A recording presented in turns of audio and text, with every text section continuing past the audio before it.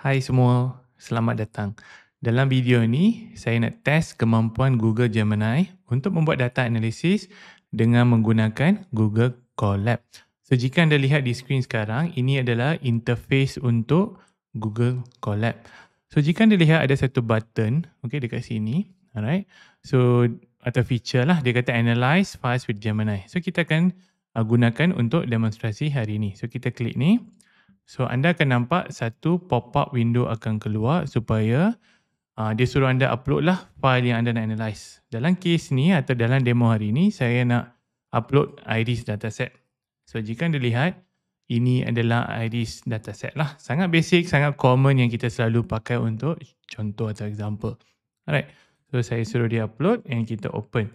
So, bila anda lihat, so file tu akan appear dekat sini and akan ada satu window appear on your right hand side, iaitu Gemini punya tempat anda nak tulis prompt lah.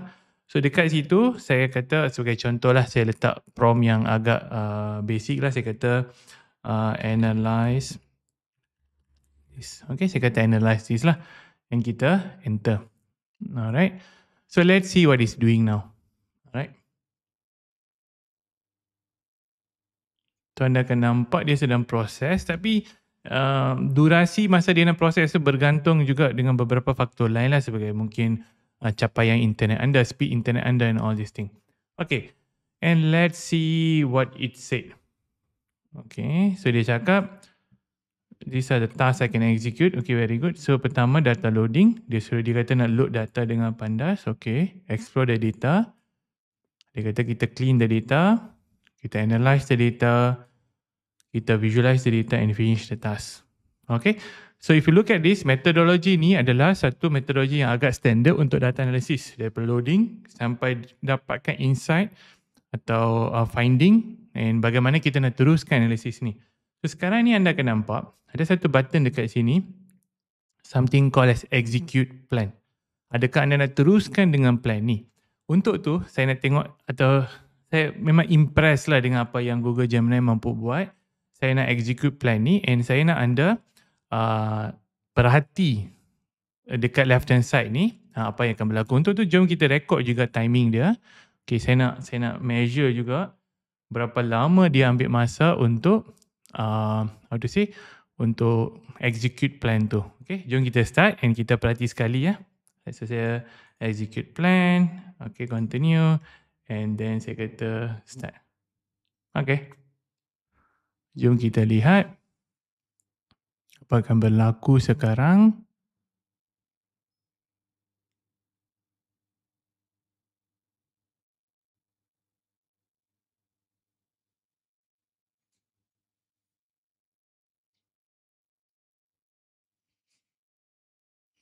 Okay, so cuba lihat on your left hand side the whole notebook is sedang di-generate oleh Gemini sekarang. Okay,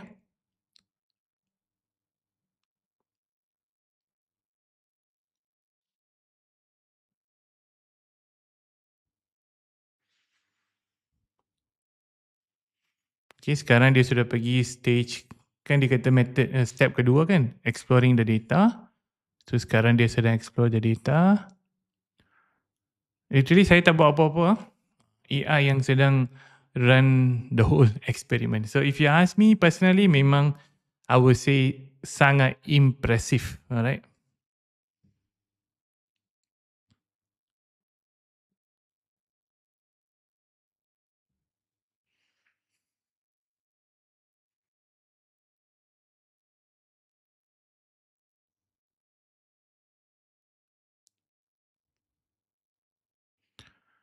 So sekarang almost 1 minute plus dah kan.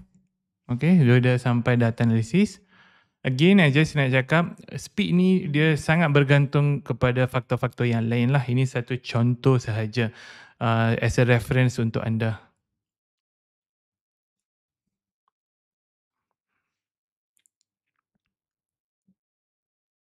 Okay, dia dah sampai, if you ask me, data analysis sudah, dia sedang pergi ke data visualization. Okay. Alright, again, you see, saya tak buat apa-apa.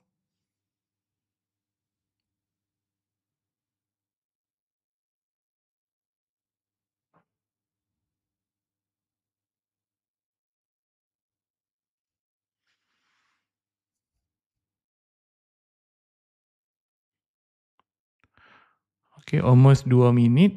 Okay, so okay. Dalam 2 minit lebih, dia dah berjaya siapkan data visualization. Siap. Ada box plot, scatter plot, ada correlation map. And okay, dia dah sampai dekat, okay, I think I boleh stop lah. Dia dah habis dah. Alright. So, lebih kurang 2 minit to 3 minit lah roughly. So, nak 2 minit lebih, nak hampir 3 minit lah. Just assume like that. And dia sudah complete. Okay. And I think you also will find this is impressive lah. The whole summary. So, jom kita lihat summary dia, finding dia. Ada tak dia make sense ke? Sebab kadang-kadang kita nak satu output yang make sense. Okay. So, jom kita analyse together. Okay. So, yep. Pertama, analysis the key finding dia kata ada missing value. Betul kan? Tadi saya tunjuk memang ada missing value kan? And then dia cuba kena pasti data type, distribution of the species, benda-benda yang biasanya kita buat lah kan? Alright. And dia cuba cari correlation sebab biasanya kita cuba cari correlation untuk buat some relationship antara variable. Dan dia pun buat juga. And dia kena pasti yang mana yang strong, yang mana yang weak. Maksudnya weak tu kita, then kita akan gunakan strong kan? So species specific difference, okay. And finally dia propose some insight atau finding daripada data ni. So bagaimana kita nak teruskan? Sebagai contoh dia kata, dengan adanya correlation ni kita boleh teruskan. Sebagai contoh dia kata, jom kita explore the positive correlation. And also dia kata dia propose visualization enhancement, more sophisticated visualization. And nampak tak, dengan correlation ni kita boleh start to develop our models and things like that. Okay, ini semua dalam masa 2 minit lebih. Okay, so I think dalam video ni saya berjaya tunjukkan kepada anda the future of data analysis lah if you ask me. And it's memang bagus. And thank you very much kerana anda menonton video ni sampai habis. And saya harap anda akan teruskan menonton video-video saya yang seterusnya. Sekian, terima kasih.